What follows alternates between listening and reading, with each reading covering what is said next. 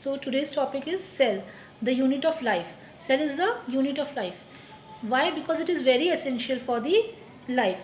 अब जो सेल की डेफिनेशन पढ़नी है हमको, वो क्या होती है बेटा? Cell is the structure and functional unit of life.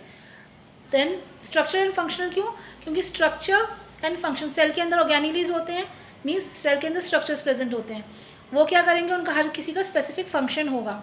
तो that is what is called the structure and functional unit of life. और एक और सबसे इंपॉर्टेंट चीज़ है बेटा आपके इस चैप्टर में, ये most organisms including our cells start life as a single cell called the zygote. Means single cell को बोलेंगे zygote. Always remember this thing. This is very important topic from your NCERT. So the invention of the microscope and the discovery of the cell. The cell was discovered by a person known as Antony van Leeuwenhoek. ठीक है, Antony van Leeuwenhoek. इसमें क्या है, आपको याद करनी है spelling, तो लिख के याद करिएगा, ठीक है, क्योंकि बच्चे क्या करते हैं स्पेलिंग्स में मिस्टेक खा जाते हैं. देन इन्होंने क्या किया था? सिंपल माइक्रोस्कोप इन्वेंट किया था. What he did, he was an ordinary public official who ground lenses and made microscopic observation as a hobby. Means इनकी हॉबी थी माइक्रोस्कोपिक स्टडीज़ करना. इन्होंने क्या किया? सिंपल माइक्रोस्कोप बनाया. बेसिकली माना जाता है कि इन्होंने 400 से ज़्यादा माइक्रोस्कोप बनाए थे उस टाइम के, जिस भी तरीके की चीज़ें उनके पास अवेलेबल थी. Because they considered as a single biconvex lens, some of these microscopes at a considerable magnifying power up to 200 times. देखिए उस टाइम में भी उन्होंने, देखो, अपने हिसाब से जितनी भी अपॉर्चुनिटीज़ थी उनके पास, जितने भी संसाधन थे, उन्होंने क्या किया? ऐसा माइक्रोस्कोप बनाया जो 200 टाइम्स हमें मैग्नीफाई करके चीज़ों को दिखा सके. एक तो थे एंटोनी वैन लीवेनहॉक. सेकंड हमने क्या पढ़ना है? रॉबर्ट हुक पढ़ने हैं. रॉबर्ट हुक ने क्या किया था? He discovered an English scientist. He developed a microscope by using 2 lenses. 2 lenses का मतलब क्या हो गया बेटा? 2 लेंसेज का मतलब हो गया compound microscope. Antonie van Leeuwenhoek जो थे वो इन्होंने सिंपल माइक्रोस्कोप इन्वेंट किया था, लेकिन जो इनके बाद जिन साइंटिस्ट का नाम आता है, जिस पर्सन का नाम आता है, वो है रॉबर्ट हुक.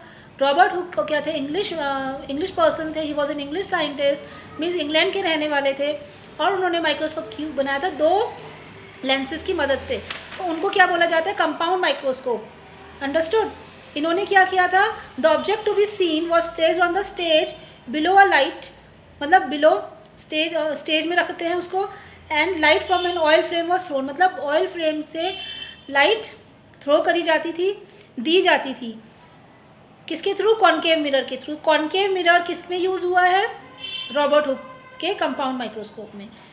हुक ने क्या किया? रॉबर्ट हुक ने क्या किया? ही ऑब्जर्व्ड, क्या किया? थिन स्लाइस ऑफ कॉर्क, जो प्लांट का बाग से मिलता है, उसको स्टडी किया अपने माइक्रोस्कोप के अंदर.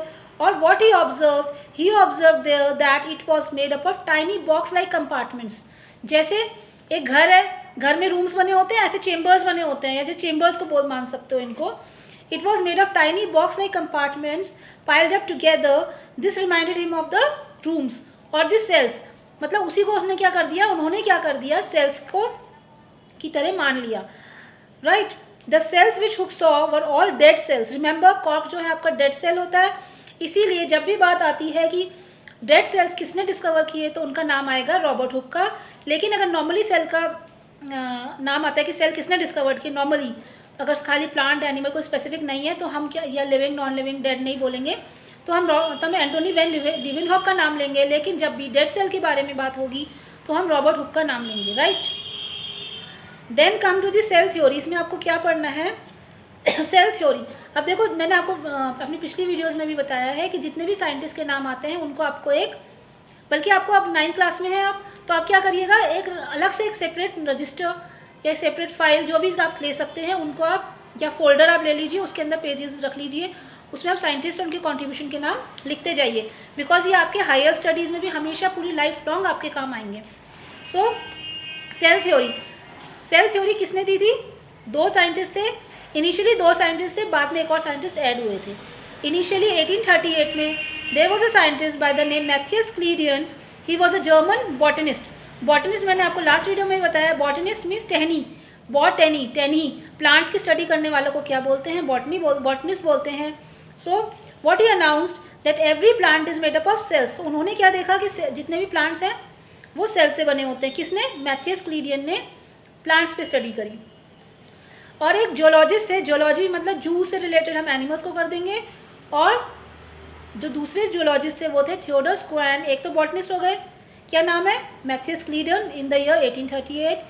दूसरे जोलॉजिस्ट थे जो थियोडर स्क्वान थे, he was a German zoologist, he made similar discoveries, लेकिन किस में करी, जोलॉजिस्ट से तो एनिमल्स में करी। He declare that all animals and plants are compose of cells which serve as the unit of structure and function. उन्होंने क्या किया, मैथियस क्लीडन की भी स्टडी को मतलब उसकी हेल्प भी ली कि हाँ भाई मैथियस क्लीडन से तो उन्हें पता चल ही गया था कि जो प्लांट्स होते हैं वो सेल से बने होते हैं, लेकिन उन्होंने जब एनिमल्स की स्टडी करी तो उन्होंने देखा कि एनिमल्स भी किससे बने होते हैं, सेल से बने होते हैं। तो उन्होंने एक थ्योरी प्रोपाउंड करी, मतलब उन्होंने एक कंक्लूजन निकाला कि all animals and plants are made up of cells which serve as the unit of structure and function. Remember unit of structure and function, जो हम सेल की बेसिकली डेफिनेशन देते हैं, right. This in short is called cell theory. इसी को हम क्या बोलते हैं बच्चों, सेल थ्योरी। तो किसने प्रपोज की थी, दो साइंटिस्ट, रूडोल्फ तो आपके नेक्स्ट आते हैं, स्क्वान एंड क्लीडियन, ठीक है, मैथियस क्लीडियन एंड थियोडर स्क्वान, ठीक है। अब जो 1839 में, ये तो 1838 की बात हो गई बच्चों, अब जो नेक्स्ट ईयर 1839 में रूडोल्फ वर्शाउ थे, एक और साइंटिस्ट, उन्होंने एक और पॉइंट इसमें डाला कि जितने भी सेल्स होते हैं they rise from the pre existing sales. मतलब जैसे हमारा क्या हो गया, सपोज इंजरी हो गई हमारी बॉडी में, हमारे यहाँ पे चोट लग गई है, तो क्या होगा, कुछ टाइम बाद क्या होता है, अगर नेचुरल हीलिंग आपको पता है, कई बार क्या होता है पुराने ज़माने में तो, या अभी भी कई प्लेसेस में ऐसा होता है कि अगर हम डॉक्टर के पास ना जाएं, कुछ मतलब जो हल्की फुल्की चोट लगती हैं उसमें क्या होता है, सेल्स अपने आप हील करने लग जाते हैं। तो जब सेल हीलिंग होती है दैट मीन्स वहाँ पे क्या हो जाता है, क्या करता होता है, new cells are formed, right. तो इसी को रूडोल्फ वर्शाउ ने इन द ईयर 1858 क्या दिया, cells arise from, all cells arise from pre existing cells. Pre existing मतलब जो पहले से एग्जिस्ट हो रहे थे उन्हीं से नए सेल्स बनते हैं, अंडरस्टूड। सो सेल थ्योरी के लिए बेसिकली 3 पॉइंट्स हो गए जो आपको अपनी नोटबुक में लिखने हैं। Cell is the smallest unit of structure of the all living beings. Cell is the smallest unit of function of all living beings. और तीसरा पॉइंट जो आपके वर्षाओं ने ऐड किया था वो है all cells arise from the pre-existing cells. So basically cell theory का मतलब क्या होता है, what does the cell theory mean? जैसे एक तो स्ट्रक्चरल यूनिट हो गया, जैसे आपको पता है, अभी इनको डिटेल में पढ़ते हैं, स्ट्रक्चरल यूनिट, फंक्शनल यूनिट, ठीक है। अब स्ट्रक्चरल यूनिट क्या हुआ, if you take any part of the body, जैसे कि फ्रॉग का ले लेंगे या फिर मैंगो का ले लेंगे, तो क्या हो जाएगा, उसमें कोई भी सेल ले लेंगे, मतलब फ्रॉग मैंगो तो आपकी बुक में मेंशन है, आप कोई भी सेल ले लो उठा के, ठीक है, प्लांट का ले लो, एनिमल का ले लो, किसी का भी ले लो, अनियन का ले लो, किसी का ले लो, उसको अगर आप माइक्रोस्कोप के अंदर देखोगे, under microscope you will see observe, what you will observe, उसमें कुछ स्ट्रक्चर्स दिखाई देंगे जो हम ये आगे पढ़ते हैं, जैसे हम पढ़ते हैं प्लांट सेल, एनिमल सेल, ठीक है। जो स्ट्रक्चर दिखाई देगा, जो पार्ट्स दिखाई देंगे सेल के अंदर, उनको हम बोलते हैं organelles, small organs, like, right. Then structural unit हो गया, इसीलिए हम बोलते हैं स्ट्रक्चरल यूनिट, अंडरस्टूड। फिर नेक्स्ट आता है फंक्शनल यूनिट। फंक्शनल यूनिट क्यों बोलते हैं, मैंने पहले भी बताया, that any function in the body of the frog और in the mango tree is due to the activity in the cell. Cell में बहुत सारी एक्टिविटीज़ होती हैं, जैसे सेल के अंदर क्या होता है, प्रोटीन सिंथेसिस होता है जो आपका राइबोसोम्स करता है, सेलुलर रेस्पिरेशन होता है जो आपका माइटोकॉन्ड्रिया करता है। इसी तरीके से बहुत सारी एक्टिविटी सेल के अंदर चलती हैं, ये भी क्या हो गया, फंक्शनल यूनिट ऑफ बोलते हैं, इसीलिए फंक्शनल यूनिट बोल सकते हैं। Now cells die and are replaced, जो आपकी थर्ड थ्योरी थी वर्षाओं ने दी थी, वही है ये कि the body of the frog और of the mango tree is compose of millions and millions of cells, many of these cells continuously die, ठीक है, सेल्स डाई कर जाते हैं, and replace by the new ones, मतलब पुराने cell खत्म हो जाएंगे, डाई हो जाएंगे, डेथ हो जाएगी उनकी, और नए सेल्स फॉर्म हो जाएंगे, right. Then most life starts as a single cell, this you also know, अभी हमने थोड़ी देर पहले पढ़ा, जाइगोट से, सिंगल सेल से लाइफ स्टार्ट होती है सब मोस्टली लोगों की, मोस्टली ऑर्गेनिजम्स की, जो सिंगल सेल होता है उसे हम बोलते हैं zygote. So most life starts as a single cell. Then एक और टॉपिक है सेल्स, हाउ मैनी, मतलब सेल्स क्या होगा, सिंगल सेल्ड भी होते हैं, यूनिसेलुलर होते हैं, फ्यू सेल्ड होते हैं, मल्टी सेलुलर होते हैं। तो यूनिसेलुलर में जो आपको याद रखना है, बैक्टीरिया, ईस्ट एंड अमीबा, ये तीनों नाम आपको याद रखने हैं, बैक्टीरिया, ईस्ट एंड अमीबा, ये आपके क्या होते हैं, सिंगल सेल से बने होते हैं।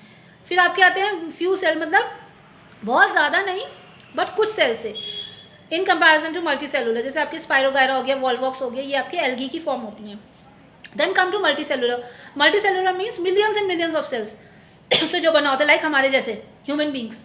देन आपकी बुक में एक और एग्जाम्पल है मैंगो ट्री, कोई भी ट्री ले लो आप, ठीक है ना। These are all the examples of what multicellular organisms.